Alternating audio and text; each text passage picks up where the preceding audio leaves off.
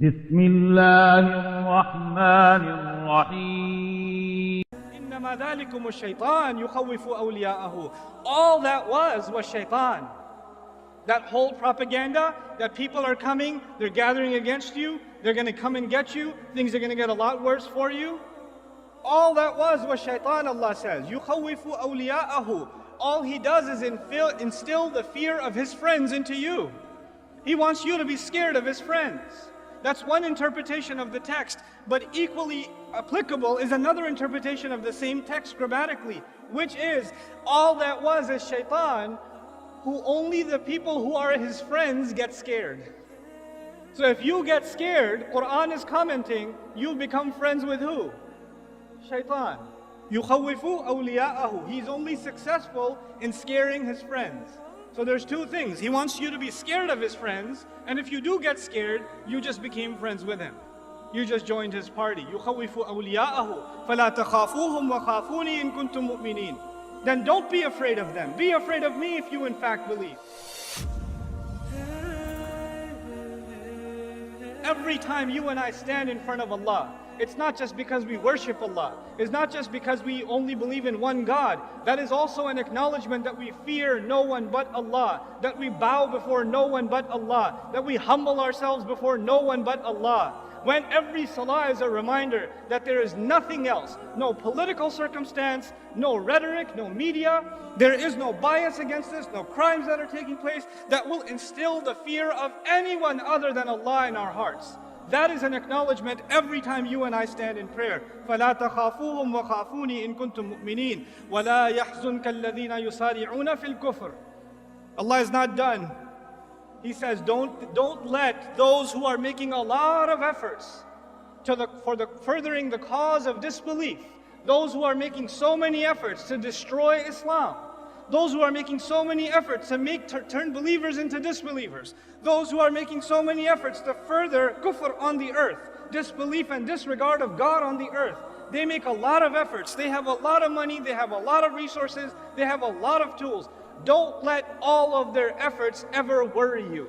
لا يحزنك الذين يسارعون في الكفر. This is a principle of the Quran. We have forgotten this principle. Ustad Nouman, have you seen what they're doing on this website? Do you know this video that they made? Do you know what they said on CNN? Do you know what they said on Fox? Why don't you just recite لا يحزنك الذين يسارعون في الكفر? Don't let their efforts and their schemes and their propaganda ever worry you. إنهم لن يضروا الله شيئا. I love this part. إنهم لن يضروا الله شيئا. They, no doubt about it, can't harm Allah at all. I'm baffled by this statement. Allah said, don't worry about their schemes and their plans and their plots and their propaganda.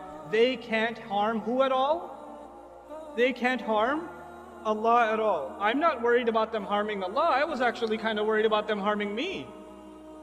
So I was expecting Allah will say, don't worry about their schemes, they won't harm you. But Allah says what instead? Don't worry about their schemes, they can't harm Allah. Why is that? Because Allah is our protection. It's like Allah is our shield, and they can't do anything about this shield. So you're safe, because you're with Allah. You're with Allah. They can't harm Allah. So you have nothing to worry about. لَإِنَّهُمْ لَن يَضُرُّوا اللَّهَ شَيْئًا. Then why is Allah giving them this opportunity to scheme and plot and further their cause and make things more and more difficult for the believers? يُرِيدُ اللَّهُ أَلَّا يَجْعَلَ لَهُمْ حَظًّا فِي الْآخِرَةِ. Allah wants that they get nothing, not even a little bit of the akhirah. Meaning there are people that are evil and they want to continue to do more evil and undermine and continue the path of injustice and oppression. Allah says, I'd like to let you dig your hole a little deeper, because that little good you have left in you, you don't even deserve it. Let you do your evil. Why are people so evil? Because Allah's punishment to them is He let them have it. You want to go this way? Go ahead. Go ahead. وَلَهُمْ عَذَابٌ عَظِيمٌ. They have great punishment standing before them. Instead of being afraid of them, the Quran makes us feel sorry for them. They're digging their own hole. إِنَّ الَّذِينَ اشْتَرَوُا الْكُفْرَ بِالْإِيمَانِ. Now listen to this part. Then he turns his attention to within our own ranks. There are those who sold their belief with disbelief.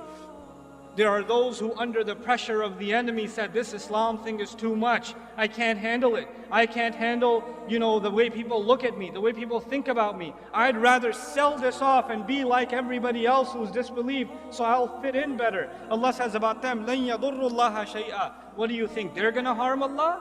They can't harm Allah at all.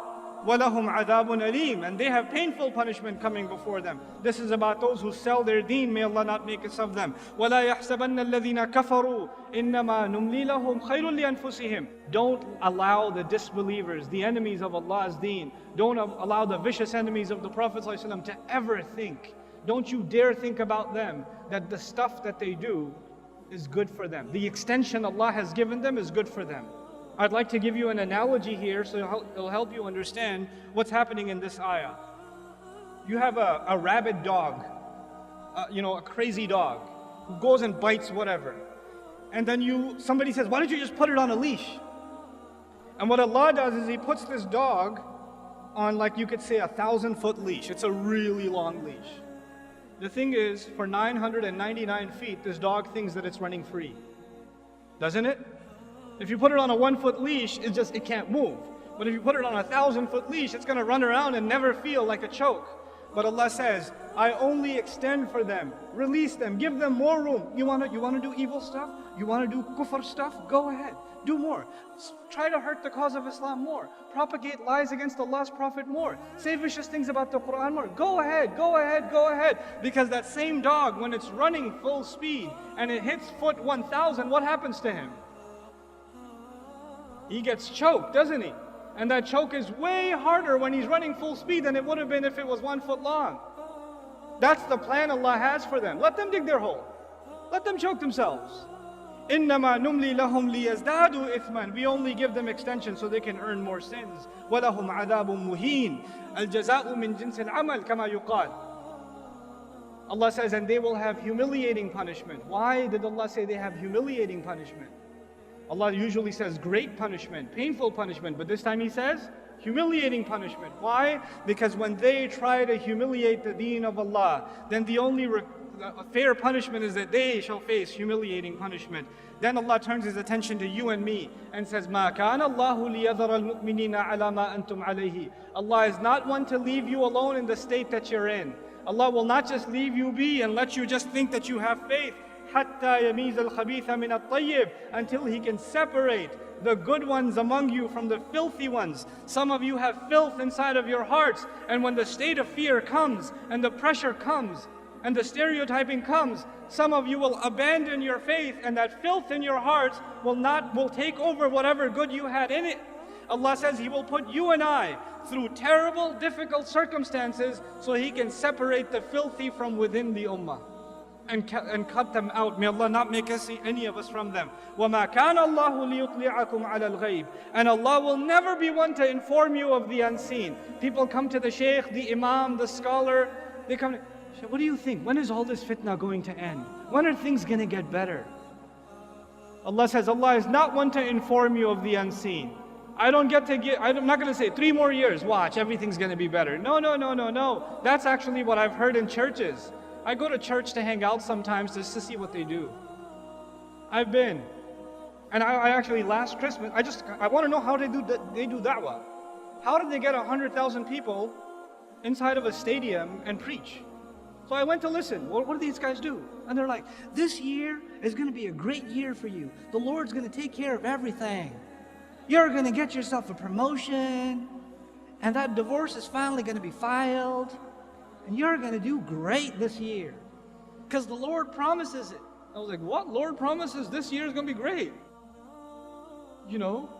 We don't have that in Islam. Like, is this year going to be better than next? When is Allah going to finish this fitna? Or when are things going to get better? Allah told us very clearly, so we're not deluded and we don't even ask that question. Allah will never be one to tell you what's going to happen in the unseen. And the future of the ummah is in the unseen. وَلَكِنَّ اللَّهَ يَجْتَبِي مِن رُسُلِهِ مَن يَشَاءُ. However, Allah does select from His messengers whoever He wants. Meaning Allah chose His messenger and decided to tell him what you need to know.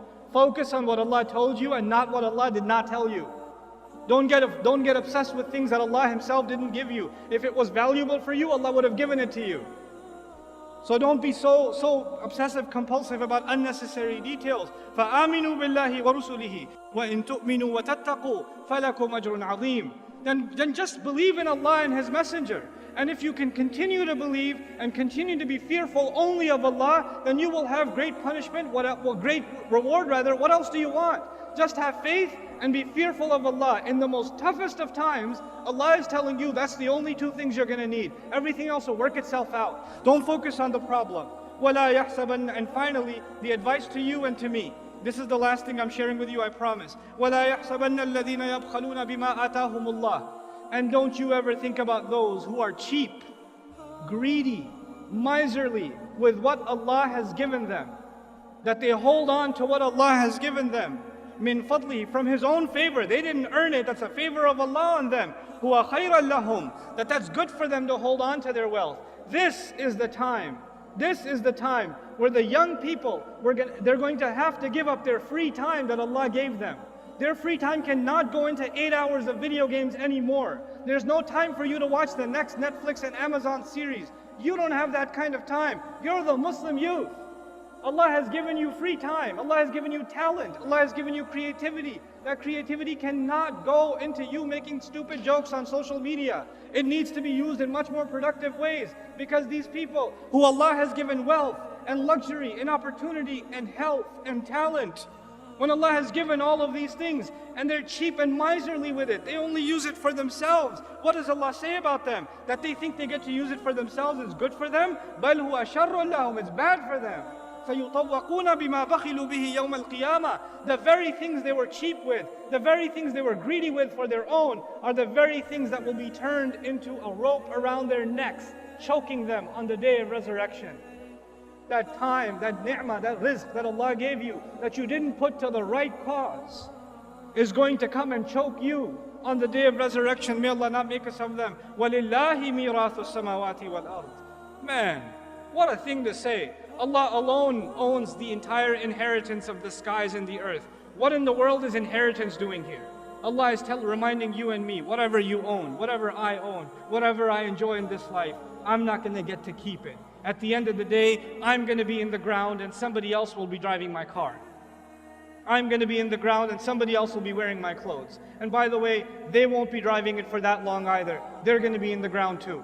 Somebody else will be living in that house 100 years from now.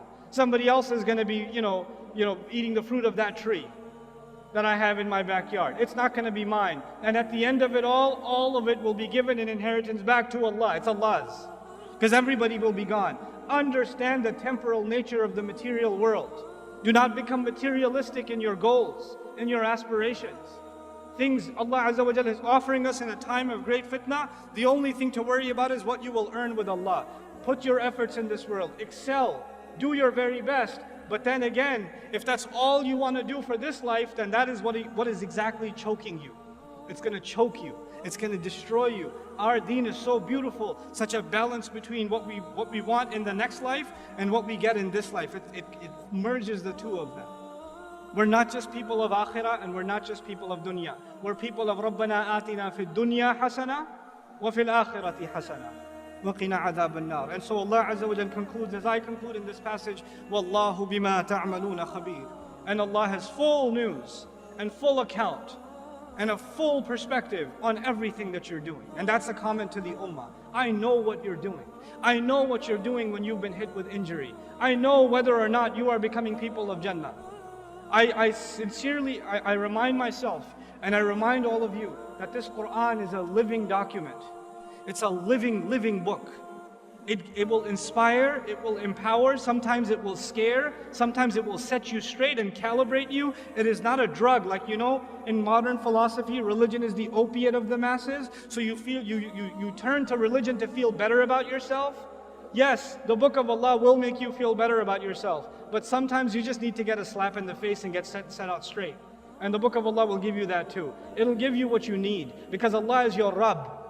He's your master. He doesn't have to cater His message to what might make you feel better. He'll cater the message to what you need, what your heart needs. And this time Allah is basically telling the ummah, in the middle of this crisis, grow a spine.